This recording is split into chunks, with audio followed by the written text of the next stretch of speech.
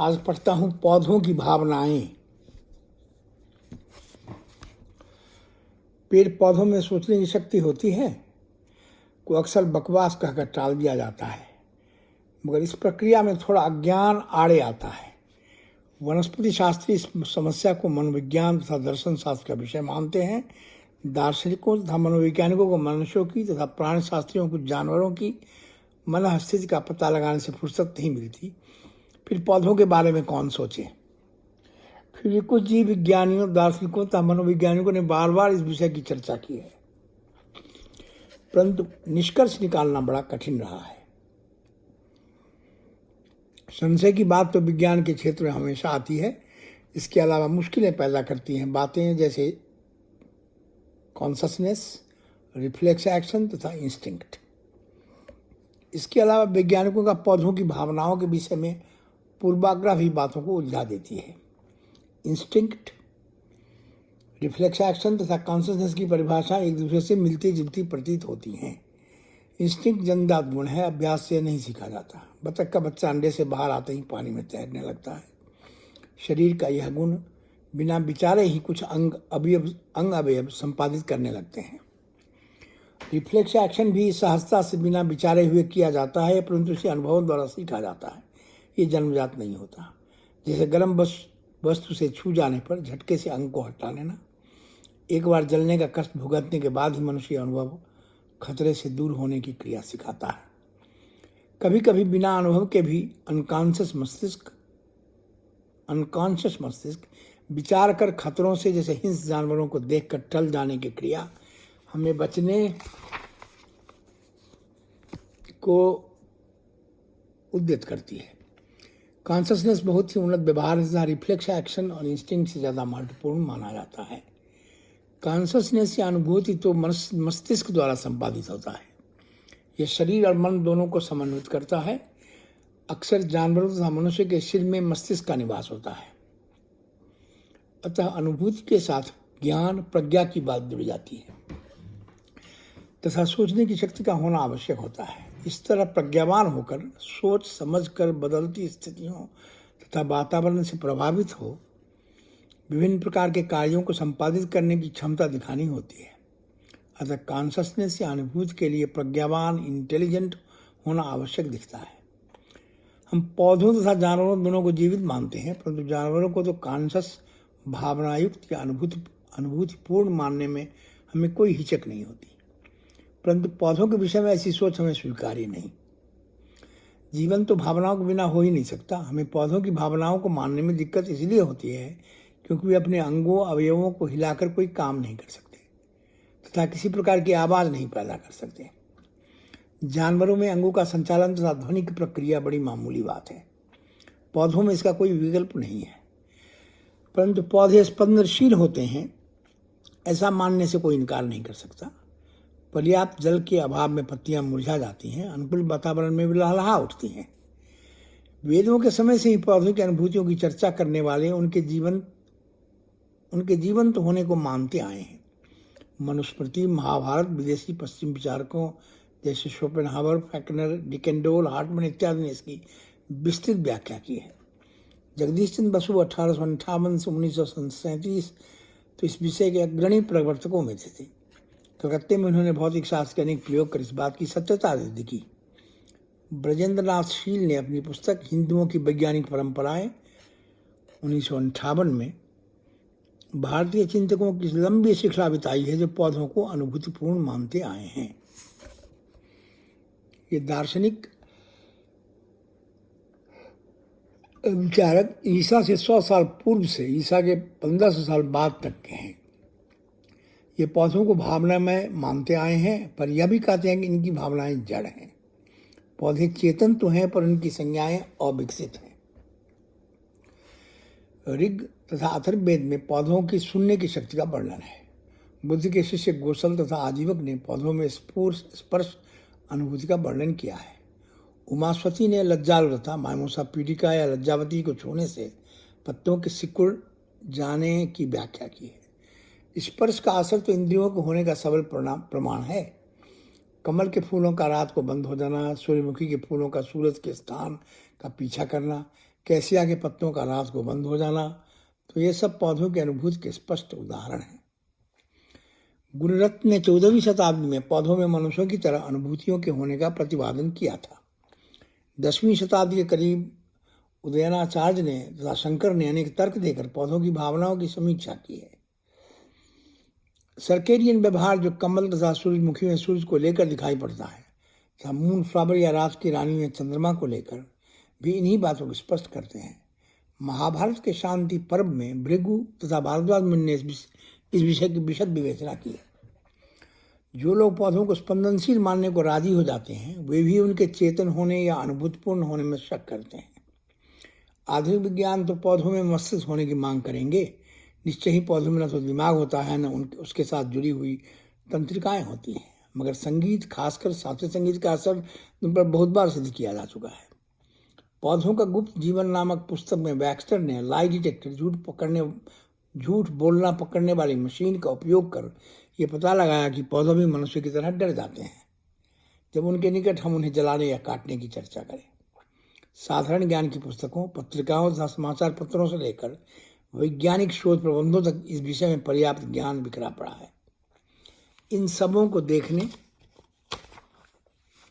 से पादप मन या पादप मनोविज्ञान पर आस्था होना स्वाभाविक है, परंतु विषय का समापन करने को शैली की कविता ठीक रहेगी। प्रत्येक पुष्प जिसे हवा सहलाती है, हवा को सूंघकर बड़ा आनंदित होता है।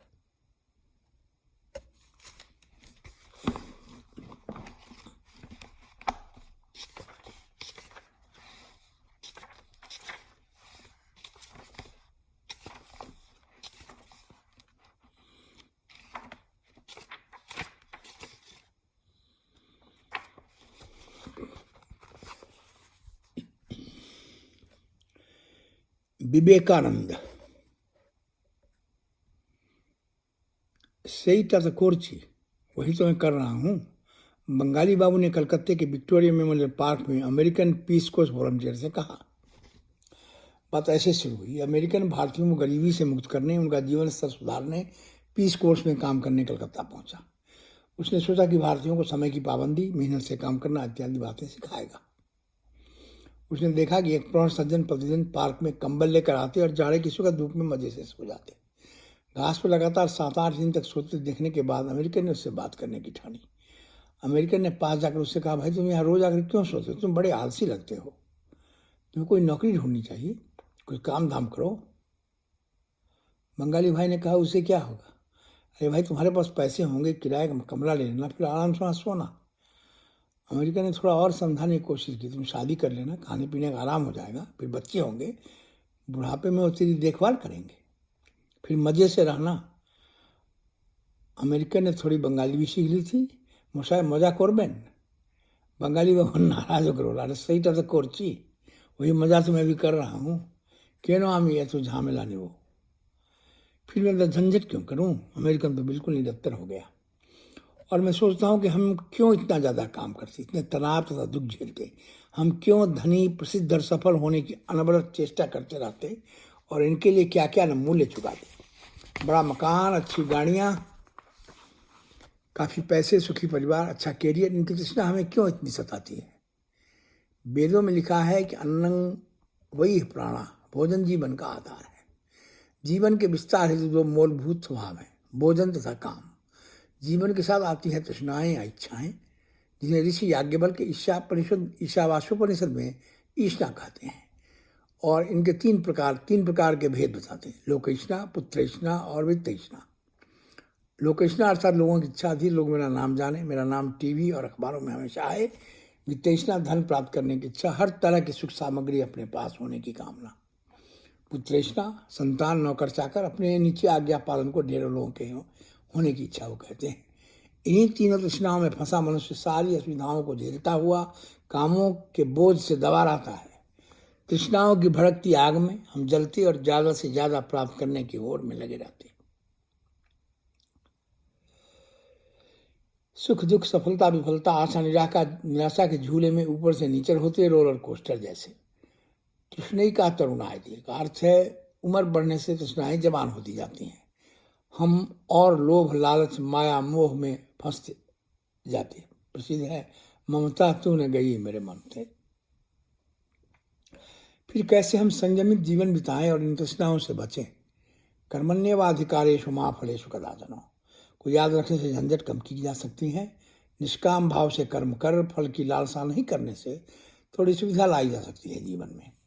परंतु कितना कार्य करना आलस है, कितना करना उचित तथा कितना ज़्यादा करना नशा है, कौन बताए।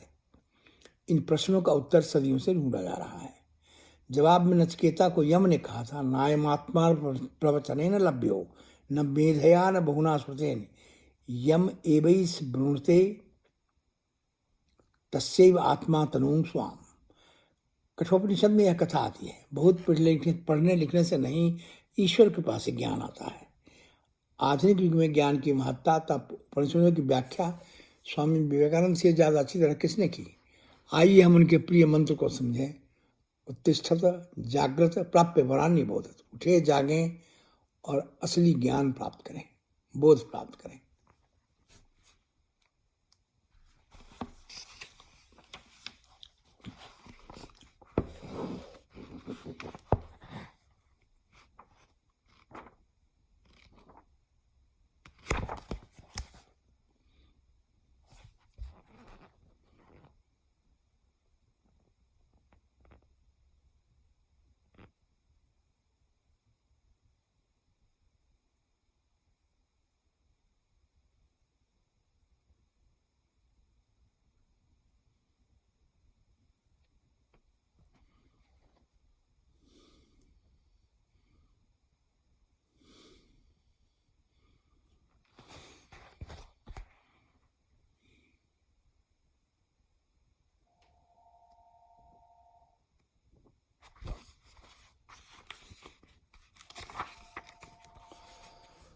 पौधों में कैंसर।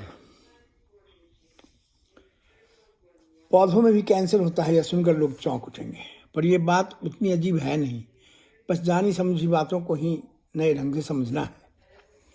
अपनी माशुका के गाल पर के तिल को शायर अगर जल भुन सिकुड़ के रह गया मेरा छोटा सा दिल समझता है तो वैज्ञानिक उसे ट्यूमर कहता है।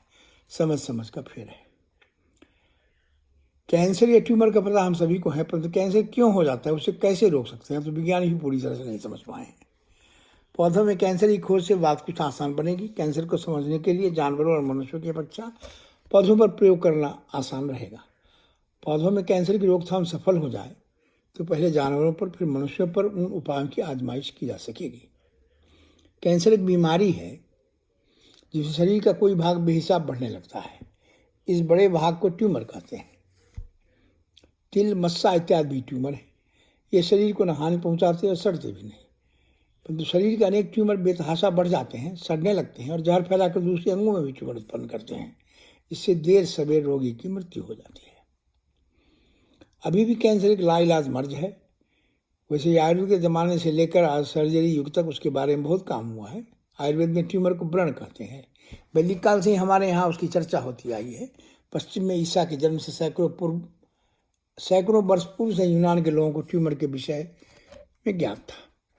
पौधों में कैंसर होने के अनेक कारण हैं। आइए हम उनका संक्षेप में परिचय पाएं, साथ ही यह भी देखें कि इस ज्ञान का मानव कैंसर की चिकित्सा में कोई उपयोग हो सकता है या नहीं। फफूंद या कवकों द्वारा पौधों में अनगिनत बीमारियां होती हैं। कभी कभी बेतरतीब फूले हुए भाग भी कवकों के कारण बनते हैं। उदाहरण आलू की वाट नाम की बीमारी सिंकाइटियम नामक कवक से होती है। इस बीमारी में आलू के कंदों पर काले काले ट्यूमर बन जाते हैं जो वाट कहलाते हैं। प्रकंद की कोशिकाओं में भी कवक मिलते हैं। धनिया के डंठलों पर प्रोटोमाइसिस नामक कवक के कारण बड़े व उजले ट्यूमर बनते हैं। ये गौल कहे जाते हैं। ये दोनों बीमारियां घातक हैं। इनसे पौधों की मृत्यु हो जाती है और फसल मारी जाती है। कीड़े पेड़ पौधों की पत्तियां कुतर खाती हैं, सब विविध है, परंतु कीड़ों के आक्रमण से पौधों में गौल या ट्यूमर बनते हैं। यह बात कीटविदों और पौधों के रोगों के जानकारों को ही पता है। आम के पत्तों पर एक कीड़ा प्राय रहता है, प्रोकोटेरिनिया। ये पत्ते की निचली सतह पर काले काले ट्यूमर में रहता है तो अंडे देता है। कुछ पौधों में आनुवंशिक गठन कारण भी ट्यूमर बन जाते हैं। इन्हें वैज्ञानिक जेनेटिक ट्यूमर कहते हैं। स्वतः स्फूर्त स्पॉन्टेनियस ट्यूमर कोशिका के भीतर उपजे किसी रासायनिक दोष के कारण पैदा होते हैं। चीड़, देवदार, चाय, मटर, बाजरे में ऐसे ट्यूमर बन जाते हैं। समय आने पर ये सरकर नीचे गिर जाते हैं या अन्य भागों में भी ट्यूमर उत्पन्न कर सकते हैं। जीवाणुओं के कारण भी पौधों में ट्यूमर बनते हैं। एग्रोबैक्टीरियम नामक जीवाणु तो असंख्य प्रकार के पौधों में ट्यूमर उत्पन्न करने के लिए प्रसिद्ध है। इससे उत्पन्न गॉल बीमारी बड़ी खतरनाक मानी जाती है। साधारणतः यह पेस्ट बीमारी पश्चिमी देशों के पौधों में प्रचलित है, परंतु पिछले 5 वर्षों से इस जीवाणु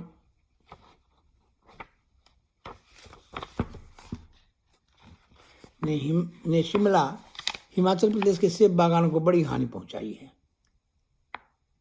भारतीय कृषि अनुसंधान परिषद तो इस जीवाणु पर शोध कार्य करने के खिलाफ है, क्योंकि परीक्षण करने वाले विज्ञानी पूरी सावधानी नहीं बरतते और प्रयोगशाला से फेंका गया यह जीवाणु उपयोगी पौधों को बड़ी हानि पहुंचा चुका है।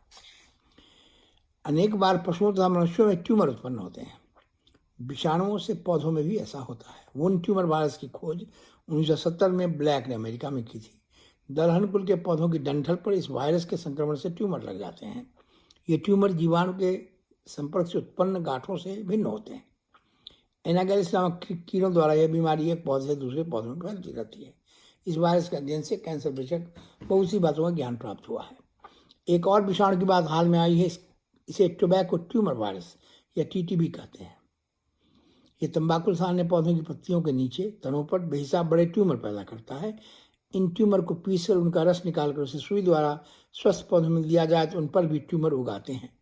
ट्यूमर का वायरस बीजों में भी निवास करता है तो अगली पीढ़ियों में रोग पहुंचाने में समर्थ है। इलेक्ट्रॉन सूक्ष्म से वायरस के चित्र प्राप्त किए गए हैं। ये वायरस अत्यंत छोटे तथा गोल होते हैं। पौधों की कोशिकाओं में वायरस की उपस्थिति से काले काले धब्बे बनते देखे गए हैं। कुछ एंटीबायोटिक दवाओं से पौधों में ट्यूमर का बढ़ना रोका जा सकता है। मनुष्यों के कैंसर में भी कोशिकाओं में काले धब्बे देखे गए हैं। ट्यूमर में कोशिकाओं के अनियमित रूप से बढ़ने की बात भी मनुष्य तथा पौधों में एक समान है। कैंसर की मूल क्रिया तो दोनों में एक सी ही होती है, तो पौधों पर कैंसर के प्रयोग बड़े काम के होंगे। परंतु एक अड़चन है, अगर कोई आदमी बीमार हो जाए तो उसके इलाज की तो हम विस्तृत व्यवस्था करते हैं, परंतु अगर कोई पौधा बीमार हो तो बस उसे उखाड़ फेंकते हैं। जब हम इस आदत से छुटकारा पालेंगे और पौधों के रोगों के अध्ययन और चिकित्सा की सम्यक रूप से व्यवस्था करेंगे, तभी मानव रोगों की चिकित्सा का शास्त्र भी समुचित उन्नति कर पाएगा। आजकल छोटे जानवर पर किए जाने वाले प्रयोगों की क्रूरता के खिलाफ बड़ी आवाज़ उठ रही है। तो क्यों न हम तंबाकू के विषाणुओं पर शोध करके कैंसर को अधिक समझने का यत्न करें।